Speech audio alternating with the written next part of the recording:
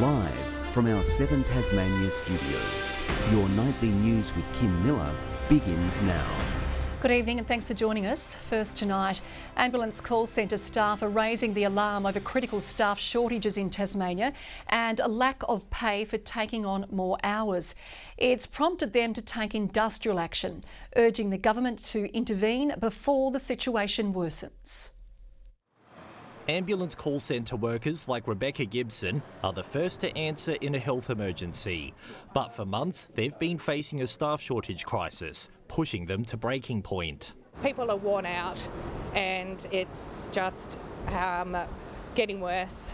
And having already seen instances of delayed paramedic responses to 000 alerts, communications officers are fearing the worst.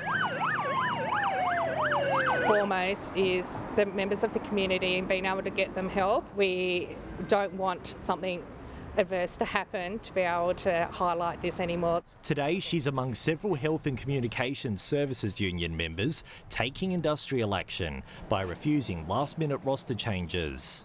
We've ended up in this situation because we have Ambulance Tasmania management and the government not listening to their own workers. They're also claiming Ambulance Tasmania stopped compensating call staff for extra hours from last week. We need to see the Minister intervene in this situation to make sure that we have a communication centre that's receiving 000 calls, that is equipped and staffed. It's the latest in a series of shortfalls the union has flagged in the health system throughout the year. And it's a symptom of a health system that's in dire need of investment. When we're talking about Ambulance Tasmania, we also talk about the conditions that we've increased. Ambulance Tasmania says it's continuing to recruit more workers, and the other states and territories are also struggling to get their hiring numbers up in the specialised field. Officials will meet with union reps on Thursday. Anthony Dodd, 7 Tasmania News. The state government is urging its federal counterparts to give a proposed wind farm on Robbins Island the green light. The Albanese government was due to make a decision on the controversial project today, but instead delayed doing so until March. It's got all of the approvals, local, state, but they have kicked the can down the road yet again.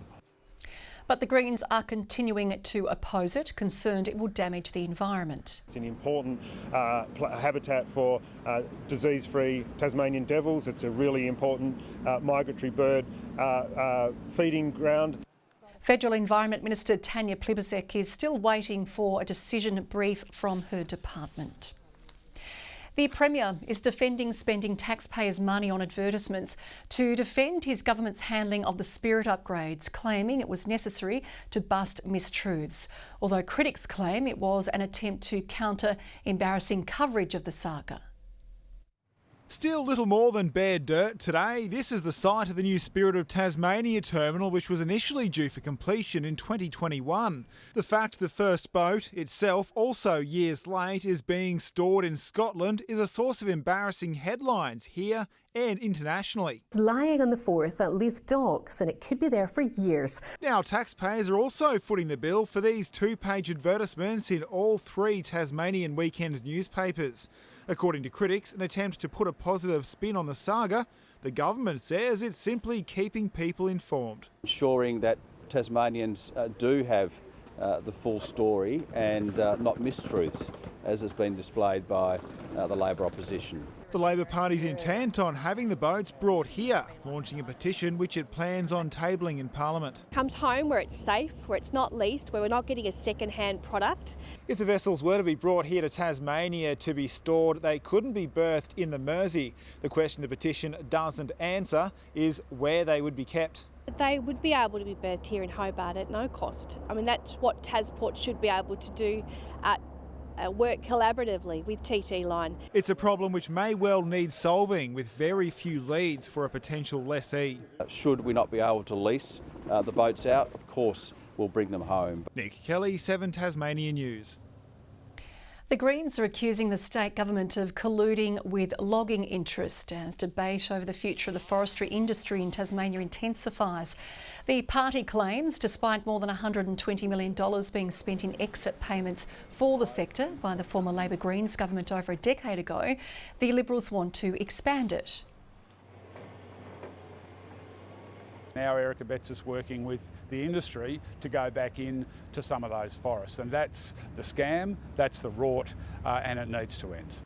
But the Premier is standing by the government's support for forestry and its workforce. That'll be our focus, as it's always been over the course of the last decade, rebuilding the forest industry. The Greens have long raised concerns about its environmental impacts.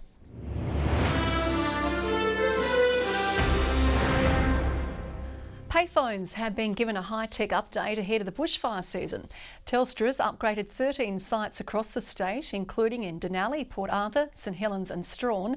The phones will have free Wi-Fi, USB charging ports and backup power to keep Tasmanians connected.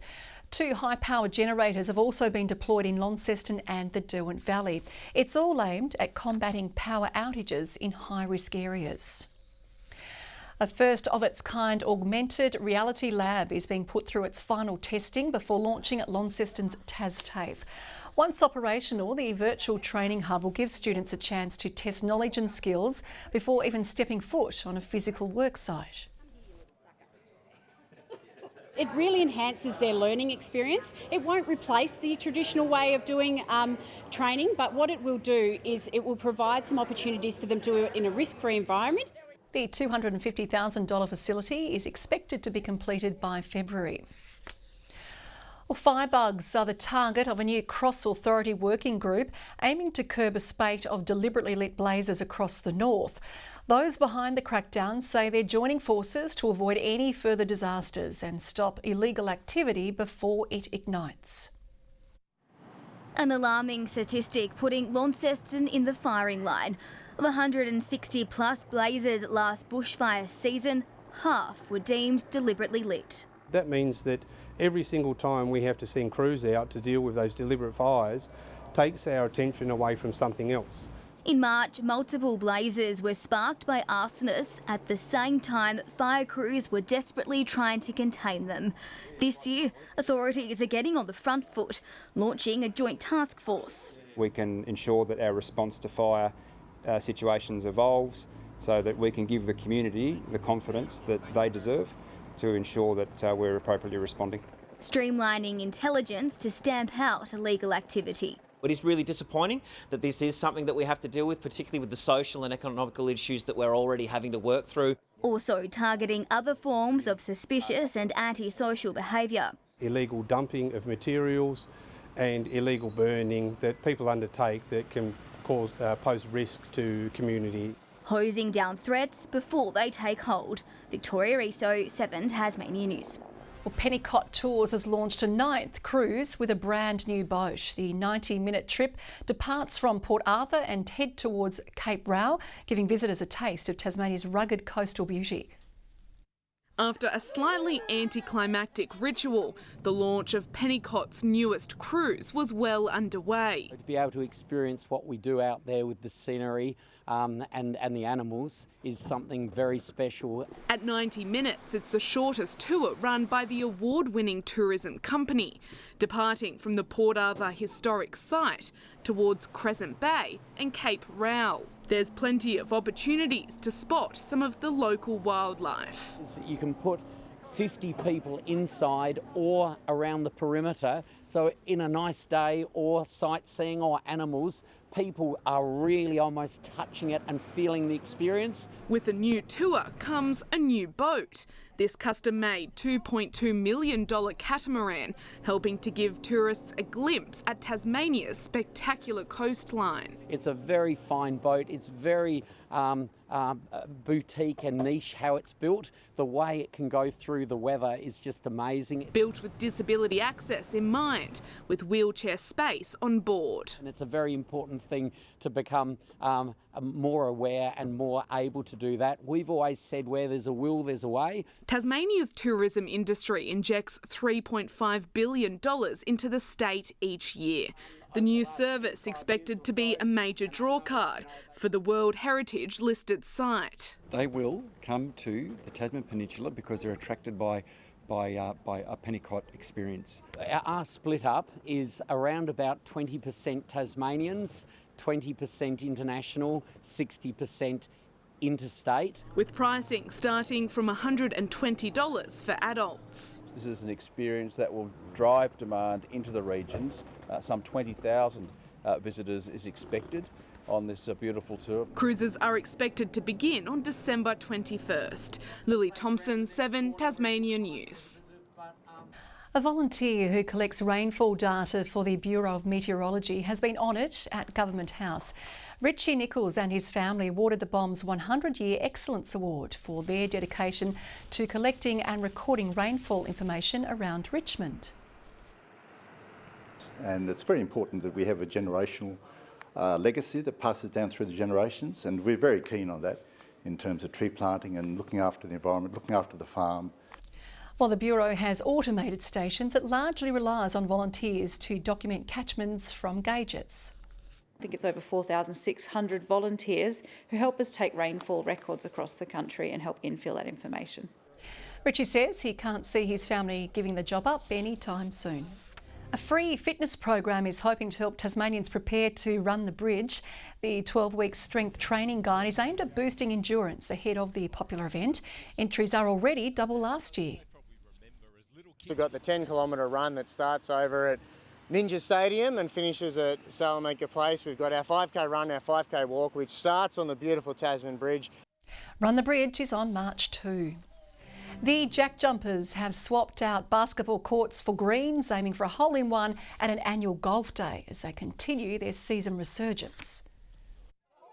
It's not quite My State Bank Arena, but it certainly was just as green. Just to get outside, we're an indoor sport and, you don't get to be in this beautiful wind very often. The Jackies blowing off some steam, following their 4th consecutive win after beating Cairns at My State Bank Arena last week. The excitement still running high. Seal the deal for Tassie to make it 4 on the trot. Players swapping the hoop for holes at the Jack Jumpers annual golf day. I really wish I put more time into golf because I really enjoy it. I love being out here and it takes away a lot of the stress, basketball related. Yeah, there's a bit of a partnership, so we work closely together, and it's just great for the community of the golf club to see the guys out here. The team joined by 90 others for a bit of friendly competition. They're just, hitting some putts and talking some smack and having some fun. But it's back to the courts soon enough. The side travelling to New Zealand for Thursday's clash with the Breakers.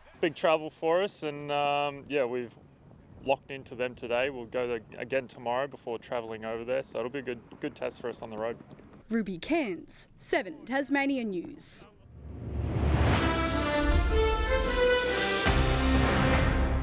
Still needing a lofty 388 at the start of day 4 in the Sheffield Shield. An unbelievable effort from the Tigers, including 142 from Tim Ward, saw them come within 7 runs of victory in the final overs of play.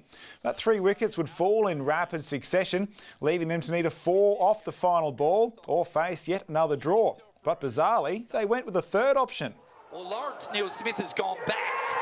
I don't know what he's done that for, because at the very least, they were going to have a draw. They've been run out, and South Australia have won on the last ball. I've never seen anything like it. That run out on the final ball saw them lose by 3 runs, dropping the Tigers to the bottom of the Shield ladder. Tasmanian Madison Brooks has been named in the Hockey Roos 2025 squad as it grows from 22 to 25 players. It's a crucial time for the side as they restart the 4-year Olympic cycle, and Maddie's brief experience in Paris will come in handy. That really great feel from Paris also that's within the group, that pretty sure that core group that's returning for 2025 will be keen to invest in and continue with. The Hockey Roos are just 8 weeks away from the start of the FIH Pro League. Parker Jackson Cartwright will be right at the top of Clint Steidl's watch list when the Jackies head overseas for the first time this season to face the New Zealand Breakers. He's been consistent in what he's doing, and he's running that team. He's scoring for them. He's dishing out assists. 7 and 8 so far. The skipper says his side is just chipping away at the moment as they go for a remarkable 5th straight win, racing to make up for a lacklustre season start. And at that same all-schools event in Brisbane, Tasmanian walker Sam Lindsay has managed a sub 21 minutes in the 5-kilometre race walk to smash the under-17 Tassie state record, shaving more than 32 seconds off the time that has stood since 1989. Yeah, Kim, I certainly cannot run 5Ks in that time. I don't know about you. Same, unless I'm doing the Christmas shopping. I go fast, you watch me. Thanks, Nick. Well, Jackie Harvey will join us after the break with a weather forecast.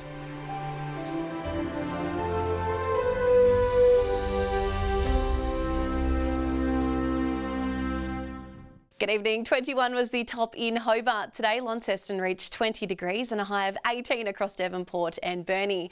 23 was the state's top at Friendly Beaches, 18 about Smithton and Low Head, and a high of 19 on Flinders Island. Extensive low cloud is seen across the west and south of Tasmania today, with patchy cloud elsewhere. Further out, thunderstorm activity is seen through Western Australia, Northern Territory and the tropical north, with high cloud extending over the Kimberley. Tomorrow shows a ridge to the north of Tasmania with a weak cold front crossing the state during the morning. West to southwesterly winds tomorrow, 15 to 25 knots, reaching 30 knots about the south. Swells up to 4 metres in the west and south and up to 1 metre in the north. A strong wind warning is current for Bank Strait, Franklin Sound, Flinders Island and the east and west coast. Tomorrow's forecast now: Hobart and Adventure Bay expecting a shower or two, showers and 14 in Tarraleah. In the north, Launceston 22, partly cloudy in Devonport, Bridport a possible shower. 19 in Burnie tomorrow, Strawn showers easing, Marrawar can expect a shower or two there. A possible late shower in St Helens and possible showers across Swansea and Whitemark. Looking ahead to the 3-day forecast now, Wednesday showers about the west and far south extending statewide during the morning. Thursday widespread showers about the west and far south, isolated showers elsewhere. And Friday showers statewide with westerly winds. Capital cities 36 and sunny in Perth tomorrow, Adelaide mostly sunny and a shower or two in Brisbane. And currently Hobart, partly cloudy and 17, Launceston 18 degrees and Devonport partly cloudy and 16. That's all in weather tonight, Kim. Okay, thank you, Jackie. That is all your news for now. We'll be back later with updates. Thanks for joining us tonight. Good night.